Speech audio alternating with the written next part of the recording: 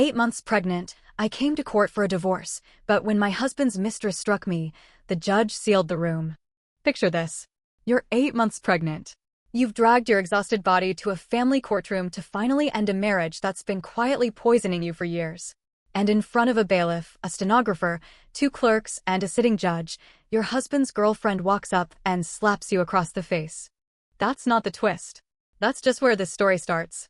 Stay with me, because what happens in the next few minutes inside that courtroom is the kind of reversal you don't see coming, and by the end, you'll understand exactly why the judge stood up, looked at the room, and said 4 words that changed everything. Seal the courtroom. My name is Sarah, and this is the day my husband lost everything. The slap didn't sound like it does in the movies. There was no dramatic pause, no slow motion. Just a sharp crack that bounced off the walls of the courtroom like a gunshot in a small room. My face lit up with heat first. Then came the metallic taste of blood at the corner of my mouth. And before my brain even caught up with what had happened, my hands were already moving, not to my cheek, but straight to my belly. Protecting the baby. Always the baby first. 8 months along. Alone at the defense table. Just struck in open court, in front of a bailiff, a court reporter, 2 clerks, and the Honorable Judge Randall Thompson of Riverside County Family Court. And my husband, Harrison Prescott, didn't even flinch. He looked over at the hand that had just cracked across my face, the hand belonging to his mistress, and he let out this quiet exhale of a laugh. Not loud, not obvious, just a private little chuckle, like someone had cracked a joke that only the 2 of them were in on. That laugh, that soft, smug little sound in a room where I was bleeding, that's the exact moment I stopped being scared of him. But to understand how we got here, I need to rewind 6 years. Because none of this makes sense without the beginning. And trust me, the beginning did not look anything like this. I was 26 when I met Harrison at some corporate charity gala my mother basically forced me to attend. She ran a real estate investment company called Miller Manor Group, nothing glamorous, but rock solid. My grandfather had built it from scratch back in the 70s. A dozen apartment complexes scattered through the Inland Valley, a few commercial properties, the kind of company that actually shows up to neighborhood meetings instead of just collecting rent checks. My mom wanted me networking. I wanted to be home in sweatpants watching garbage TV. Then Harrison walked in. 41 years old, which at 26 felt impossibly polished and grown up.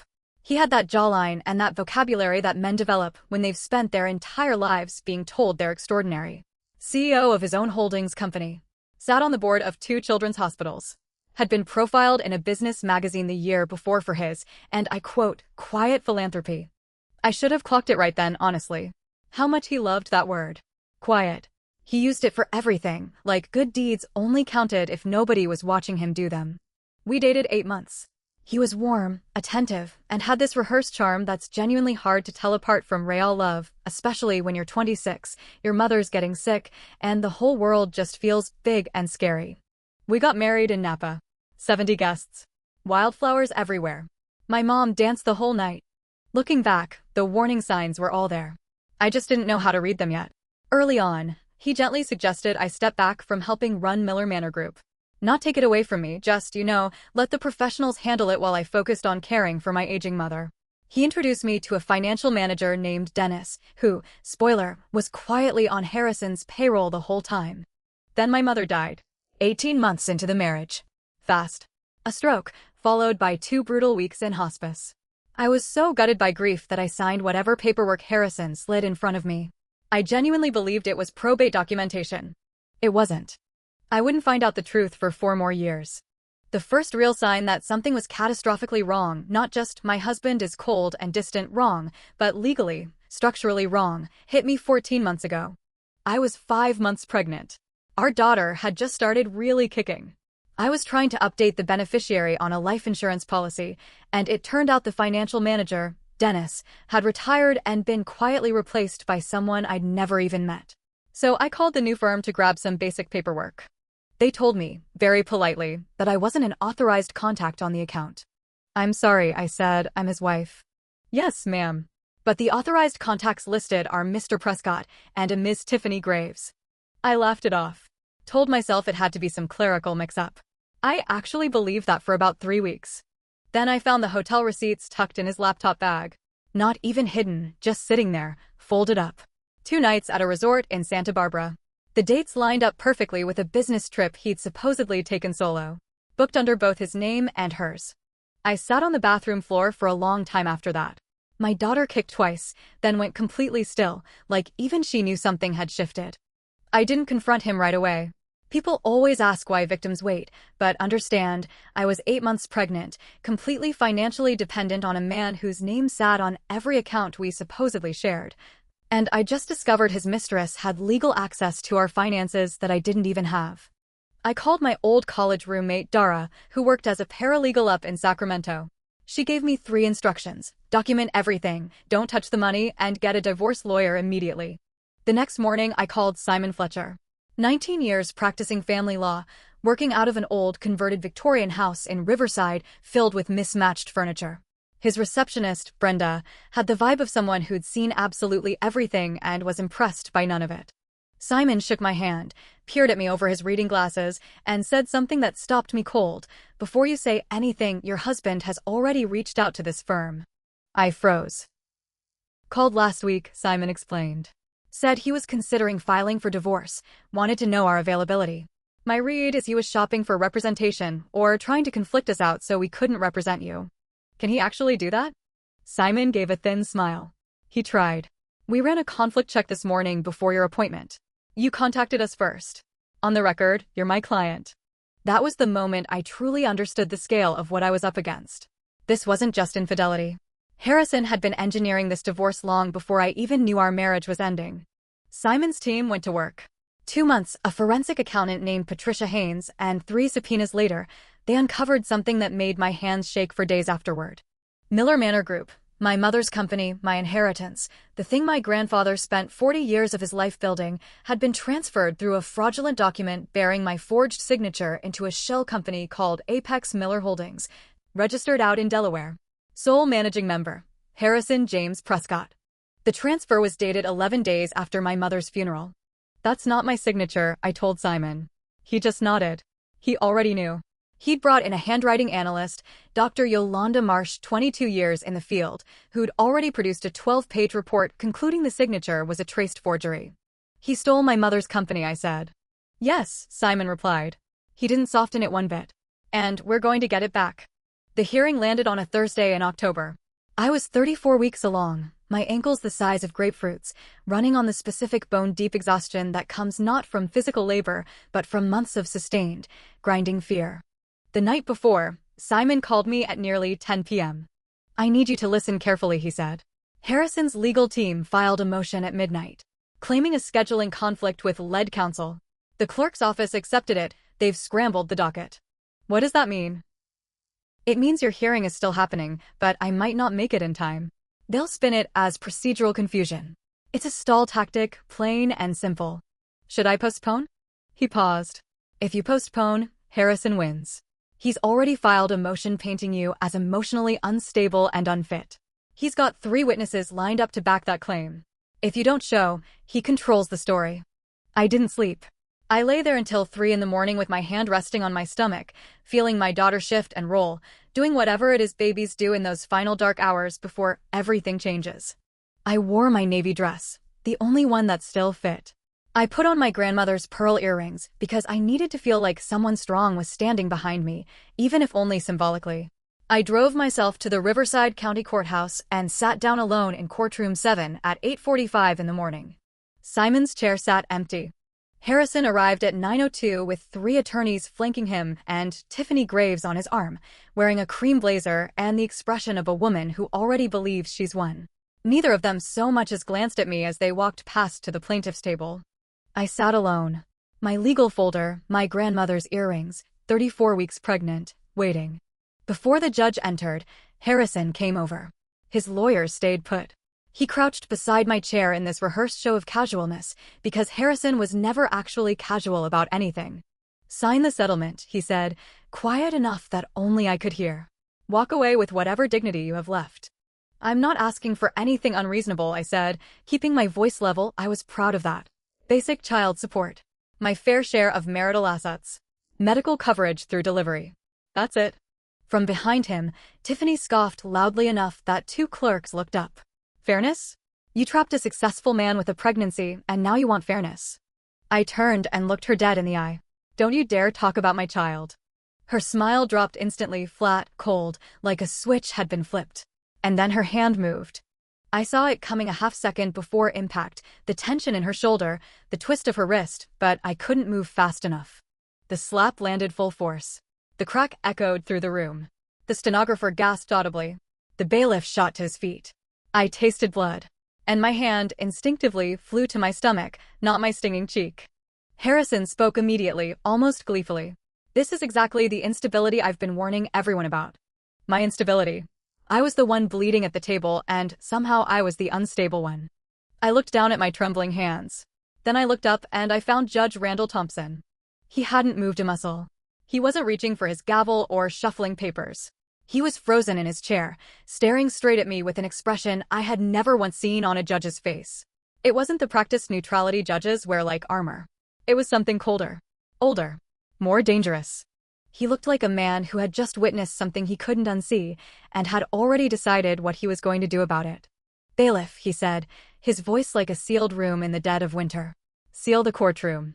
The heavy doors slammed shut with a sound like a door closing on an entire chapter of my life. I want to try to describe what it feels like when the power in a room shifts. It isn't triumph, not at first. It's more like the pressure change right before a storm breaks, something massive and invisible happening in the air, and you can feel it pressing against your skin. Harrison's smug little smirk flickered, just once. His lead attorney, a guy named Gerald, leaned in and whispered something urgent. The judge spoke my full name. Sarah Jane Miller Prescott. Harrison went rigid. That middle name, Miller, he'd spent 6 years trying to erase it. It was my mother's maiden name, my grandfather's legacy, the name on the building my grandmother used to drive me past as a kid, telling me proudly, "That's ours, baby." Harrison called it unnecessary baggage. He introduced me at every function as simply Sarah Prescott. Nothing more. And I'd let him. Now I understood exactly why he needed to erase it.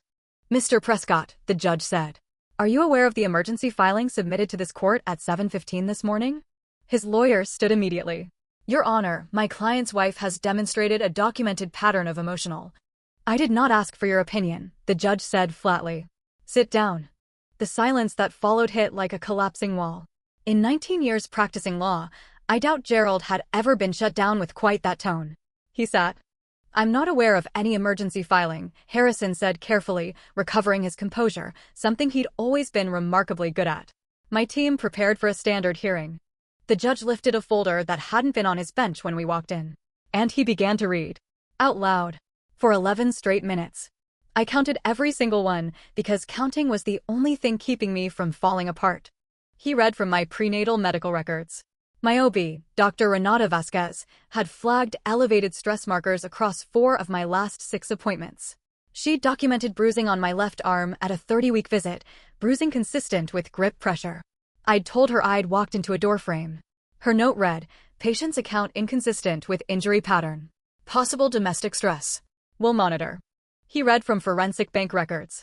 Patricia Haynes's analysis showed a systematic draining of our joint accounts into corporate accounts controlled by Apex Miller Holdings, starting the very day of my mother's funeral. He read from the corporate transfer documents, annotated by handwriting expert Dr. Yolanda Marsh. Signature is inconsistent with known exemplars. Probability of forgery, 96.3%. Then he read Simon's affidavit. Simon hadn't abandoned me that morning.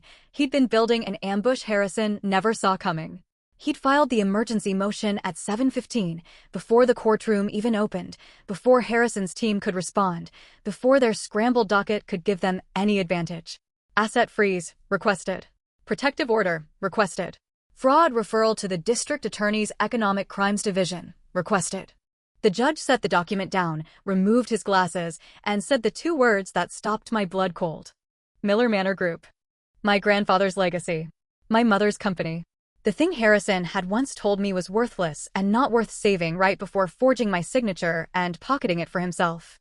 "Did you," the judge said, staring directly at Harrison, "present fraudulent transfer documents to this plaintiff, moving her inheritance into a shell corporation under your sole control?" Gerald grabbed Harrison's arm. Too late. Harrison's expression was something to behold, a man who'd spent his whole life controlling every narrative in the room, watching the narrative walk out without him. Tiffany had gone pale, eyes locked on the sealed doors, visibly calculating the distance to freedom. The judge kept reading. Text messages recovered from a backed-up device, my old phone, pulled from a forgotten cloud archive by Simon's digital forensics contractor, Marcus Webb, 12 years in the field. Messages from Harrison to Tiffany, timed exactly to my prenatal appointments. She's at the doctor until noon. Go to the house, get the accordion files from the office closet before she's back. Messages detailing an attempt to access my private medical records through a contact at my OB's billing office. And one message, just 3 weeks old. If she doesn't sign by the 14th, have the locks changed while she's at her next appointment. I'll handle the scene. He'd planned to lock me out of my own home. 8 months pregnant. While I sat in a prenatal appointment. The evidence fully supports her statement, the judge said, his tone never wavering. And it supports several claims she hasn't even made yet. Right then, the sealed doors opened. Simon Fletcher walked in looking like he'd survived a war, because, as I'd learned, he basically had. Tie crooked. A fresh bruise blooming along his jaw. His phone missing, stolen out of his pocket in the parking garage. Not random, Harrison's people had known exactly which garage Simon parked in. Someone had been watching him. Simon walked straight to my table, set down a new folder, and sat beside me. He looked at my face, at the split in my lip, and something in his expression went completely still. "I'm sorry I'm late," he said. "You're right on time," I told him. The judge turned toward Tiffany Graves, still seated at the plaintiff's table, her cream blazer suddenly looking like a costume from an entirely different play. "Ms. Graves, you are not a party to these proceedings. You struck a protected individual inside my courtroom. You will be held pending a contempt determination and separately referred to the district attorney's office for assault of a pregnant woman." She opened her mouth. "You may remain silent," the judge said. "I strongly suggest you do." She stayed silent. The room felt like the tide had gone out completely, leaving nothing behind but bare, undeniable truth. One by one, the judge worked through the rulings. A protective order, effective immediately, covering me, my unborn daughter, and our home. Full possession of the marital residence transferred to me, pending the final divorce decree, with Harrison ordered to vacate by 5 o'clock that evening. Medical insurance, which his attorney had quietly canceled 2 months earlier, restored within 24 hours, with the judge noting flatly that canceling a pregnant woman's coverage carried its own criminal exposure. Every account tied to Harrison containing fraudulently transferred assets, frozen, pending investigation. Miller Manor Group, placed into receivership pending the fraud case, with my claim to full ownership entered onto the official record. Harrison objected to every single ruling. Eloquently. Procedurally. Personally. At one point he objected with the exact wrath of a man who'd never once in 47 years been told no. He lost every time. His attorney stopped objecting after the third loss. You learn, after enough courtrooms, when a room has fully turned against you. Gerald could feel it too. At one point Harrison leaned toward me, a genuine mistake, arrogant and reckless. "You'll regret this," he muttered, low enough that it was meant just for me. "I'll make sure of it. Mr. Prescott." The judge's voice cut through like a wall. "You just threatened a protected individual, inside my courtroom, in front of this bench, while these proceedings are being transcribed in full." Harrison looked up sharply. "She is not simply your wife," the judge continued. "She is a citizen of the state, a patient under active prenatal care, an individual under this court's protection. You will not address her that way again in this room, over my personal objection." Harrison shut his mouth. For the first time in 6 years, he had absolutely nothing to say. The gavel came down. I stood up slowly. Quickly wasn't really an option at 34 weeks. My legs barely held, not from fear anymore, but from the specific exhaustion of someone who's been running on adrenaline for so long that the sudden absence of danger feels like falling. Simon steadied my arm. He didn't need to say anything. I looked over at Harrison, hunched over the table, speaking urgently to Gerald, or trying to. Gerald was reading a document his own junior associate had just slipped him, wearing the expression of a man who's stepped on a nail and hasn't yet decided whether pulling it out will make things worse. Harrison snatched the document and read it himself. The color drained from his face completely, an almost clinical kind of pale. His hands, always so perfectly steady, the hands that had signed checks and shaken hands, and held champagne glasses with practiced ease his whole life, those hands trembled. He looked up at me, and for the first time in 6 years, Harrison Prescott looked genuinely, authentically afraid. Not of consequences in some abstract sense. Afraid of me. Specifically. Of what I'd quietly assembled while he was busy assuming he'd already won. "What is this?" he whispered. I want to be honest about what I felt watching him unravel. I expected triumph. Vindication. The satisfaction people always imagine survivors feel in that final moment. And eventually, yes, I did feel those things. But in that exact second, staring at his ashen face and shaking hands, what I actually felt was quiet. I felt done. Done with 6 years. Done with losing my mother's company. Done with carrying my daughter through all of this while wearing my grandmother's earrings like armor. It's the corrected record, I told him. The real one. Of everything. I picked up my folder, straightened my earrings, and walked out of that courtroom while my husband stood frozen, holding the evidence of everything he'd done and the full weight of what it was about to cost him. You deserve to know what that document actually was. In the 2 months before the hearing, Simon's team had done something Harrison never saw coming. They found Dennis, the retired financial manager who'd handled the paperwork around my mother's estate and who'd been quietly on Harrison's payroll the whole time. Dennis was 63, retired in Scottsdale, and it turned out he'd been carrying a heavy conscience for years. When Simon's investigator tracked him down and laid out his potential exposure, accessory to fraud, conspiracy, breach of fiduciary duty, Dennis decided loyalty to Harrison Prescott wasn't worth a federal charge. Dennis had kept records. Real ones. A parallel paper trail documenting every transaction, every transfer, every instruction Harrison had given him in the days surrounding my mother's death. He kept them, he told the investigator, because he was the type of man who always needed an exit plan, even if he hoped he'd never use it. The document Harrison held, trembling, in that courtroom was Dennis's full signed affidavit. 41 pages, plus attachments, filed with the court that very morning. It laid out everything, the forged transfer, the shell company, the specific instructions Harrison gave to time the paperwork around my grief. Including one email, sent 2 days after my mother's funeral. She won't read anything carefully for at least a month. Move forward. That email would later become Exhibit A in the district attorney's investigation. 14 weeks later, Harrison was formally charged with fraud, forgery, and conspiracy. He pled down to 2 counts. He received probation, a suspended sentence, 3 years of supervision, and a permanent 7-year ban from holding any executive or fiduciary role. Miller Manor Group came back to me in full. Every building my grandfather constructed. Every commercial lease. Every quarterly report my mother used to spread across the kitchen table. All of it back under my name. Tiffany Graves pled guilty to misdemeanor battery, community service, and a fine. Harrison was ordered to cover my legal fees, the forensic accountant, and Dr. Marsh's analysis. And Gerald, to his credit, sent Simon a short, professional email admitting he hadn't understood the full scope of his client's behavior and that he wouldn't be representing Harrison going forward. My daughter arrived on a Wednesday 6 weeks after that hearing. I named her Eleanor, after my grandmother, who used to drive me past those buildings and teach me what it meant to build something that lasts, and after my mother, who danced at my wedding and never got to see how any of this ended. Eleanor Jane Miller Prescott. Every single name intact. She weighed 8 pounds, 4 ounces, and looked up at me in the delivery room with that ancient, curious newborn expression, like she'd just arrived from somewhere vast and was quietly deciding what she thought of this new place. Dara was there. Simon sent flowers. And Dr. Vasquez, the one who'd written Possible Domestic Stress and never once looked away, who'd quietly preserved every relevant record the moment Simon's office came calling. She stopped by on her break and held Eleanor for 7 whole minutes. Watching her hold my daughter, I thought about everyone who'd simply done their job, which, it turns out, is often just another way of saying they'd actually seen me. Dennis, with his parallel paper trail. Dr. Vasquez, with her careful notes. Simon, walking into a sealed courtroom with a bruised jaw, arriving exactly when it mattered most. Justice, I've learned, isn't one dramatic gavel strike. It's 100 quiet acts of documentation, held by people who simply refuse to look away. It's been 8 months since Eleanor was born. She's learning to sit up on her own. She has extremely strong opinions about bananas and an unshakable devotion to a stuffed bear she's personally decreed should be called Ba. I'm at the Miller Manor offices twice a week now.